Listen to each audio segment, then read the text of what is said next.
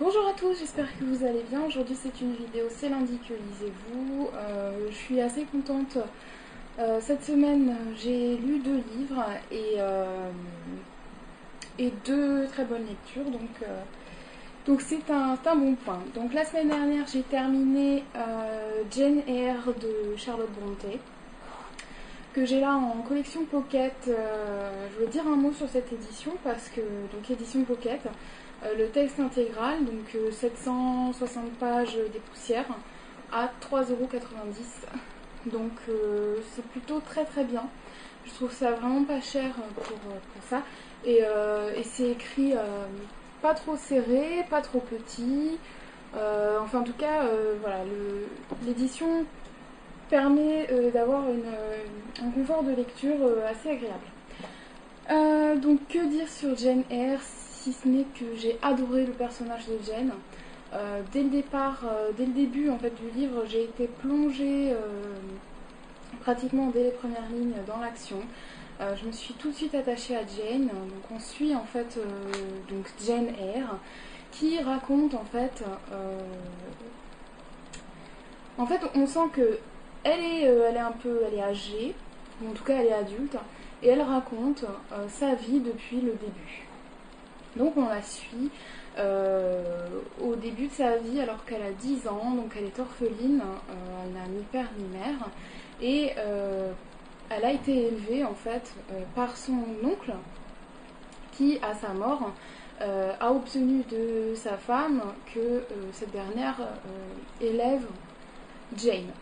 Sauf que celle-ci déteste Jane et que elle ne cesse de lui faire vivre un enfer, et elle va l'envoyer en fait dans une pension où Jane va apprendre à devenir gouvernante. Et on la suit donc quelques années plus tard, à l'âge de 18 ans, elle va trouver en fait un poste de gouvernante chez Monsieur Rochester pour s'occuper en fait de sa pupille Adèle et lui faire la leçon. Il va se passer beaucoup de choses et Monsieur Rochester en fait, va tomber amoureux de Jane et la demander en mariage. Je m'arrête là, il va se passer énormément de choses et j'ai pas envie de vous spoiler l'histoire, sachant que là j'en ai déjà dit beaucoup. Alors, j'ai vraiment beaucoup aimé le personnage de Jane. Pourquoi? Parce que c'est une femme indépendante. Elle est libre, elle fait ses propres choix et en fait, elle se fiche un petit peu des convenances. Et malgré tout, ça n'est pas une écervelée. J'aime le fait qu'elle soit humble. C'est une fille qui s'est construite toute seule. Et c'est vrai qu'elle fait un peu de tâche, entre guillemets, à cette époque.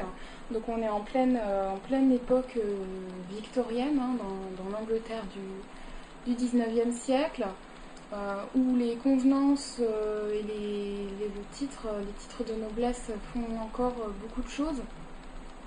Et quand on est une simple roturière orpheline comme ça, on n'a pas toujours droit de se marier avec un noble, etc.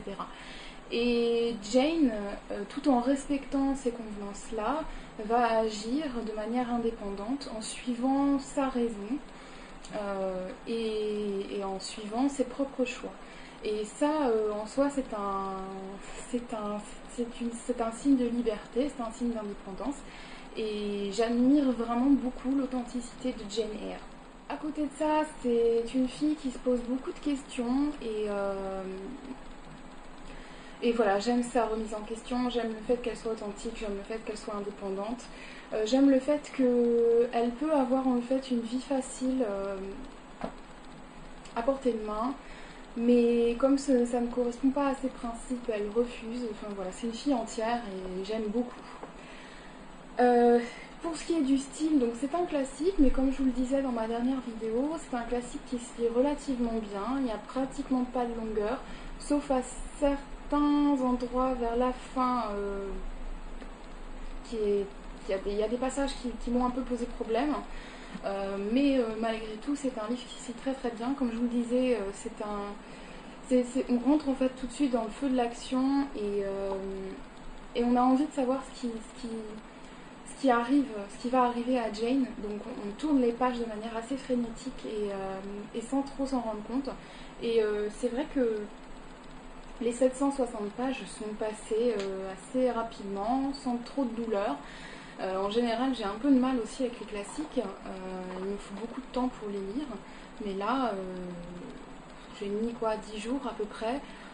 J'insiste sur le fait que je pense, en tout cas c'est mon avis personnel, mais je le partage quand même avec vous, les classiques comme ça, je pense qu'il faut prendre son temps pour les lire. Qu'on mette 15 jours, 3 semaines à lire un classique, je pense pas que ce soit grave. Ce sont des styles qui sont quand même assez denses, surtout les classiques du 19e siècle. Et je pense que si on essaye d'aller vite, de les engloutir, on comprend rien et on en est dégoûté. Donc si vous voulez lire Jane Eyre, prenez votre temps, comme n'importe quel classique. Voilà, c'est dit. Mais vraiment, je vous le conseille fortement. Je suis très très contente d'avoir enfin lu ce grand classique de la littérature anglaise. Et je le relirai probablement plus tard. Mais en tout cas, ça me conforte dans le fait que les sœurs Brontë sont vraiment très très très fortes pour écrire des romans super bien. Ensuite, donc j'ai lu Crains le pire de Linwood Barclay. Donc je vous disais dans ma dernière vidéo que j'allais le lire. J'ai beaucoup aimé également. Il s'agit de l'histoire de Sydney qui a 17 ans et qui travaille donc dans un hôtel pour un job d'été. Elle vit chez son père pour cet été puisque ses parents sont divorcés. Et un matin avant d'aller bosser, elle se dispute avec son père. Et le soir, elle ne rentre pas et elle ne rentre pas du tout. Donc son père va commencer à la chercher et donc il va aller voir à cet hôtel. Et à cet hôtel, on va lui dire que sa fille n'a jamais travaillé là. Commence alors une enquête assez effrénée. Donc de son père qui va tout faire pour chercher sa fille et qui va tomber dans des histoires un peu bizarres. J'ai beaucoup aimé, j'ai trouvé que vraiment Linwood Barclay a un don pour tenir le lecteur en haleine. Vous commencez le livre, dès les premières pages, même dès les premières lignes, vous rentrez dans le vif du sujet et avant d'avoir terminé le livre, vous n'avez qu'une envie, voilà, c'est de savoir la suite. J'ai pas pu le lâcher et ça c'est un très très bon point. Concernant l'histoire, voilà, je trouve aussi que Linwood Barclay a beaucoup de talent pour mettre en scène des personnages qui vont être considérés comme dingues par les autres. C'est-à-dire que vous, le lecteur, vous savez ce qui se passe, vous comprenez le combat, donc là en l'occurrence de ce père qui va chercher sa fille, mais de manière extérieure, il se passe tellement de choses étranges que ses proches et également la police va trouver cet homme suspect. Et je trouve que voilà, l'auteur est très très fort pour brouiller les pistes. Alors j'ai trouvé un petit peu en dessous de cette nuit-là, qui était le premier que j'avais lu, mais il est vraiment très très bien. J'ai passé encore un excellent moment. Si vous aimez les enquêtes comme ça un petit peu originales, lisez Linwood Barclay, celui-ci est excellent aussi.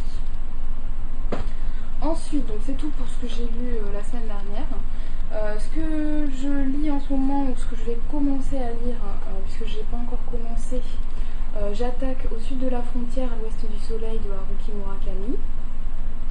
Je ne devrais pas faire trop long feu puisqu'il est petit, il est écrit très très gros, c'est une édition François Dire.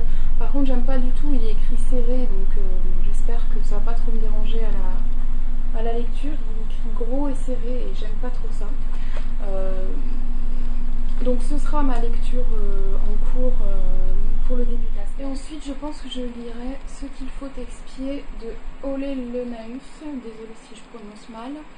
C'est un auteur suédois et c'est un livre que j'ai reçu dans le cadre du prix des lecteurs du livre de poche. C'est un thriller qui va compter aussi pour le challenge des thrillers et polars scandinaves. Dont je vous ai parlé dans ma vidéo In My Mailbox, je crois, et dont je vous remets le lien en barre d'infos. Voilà.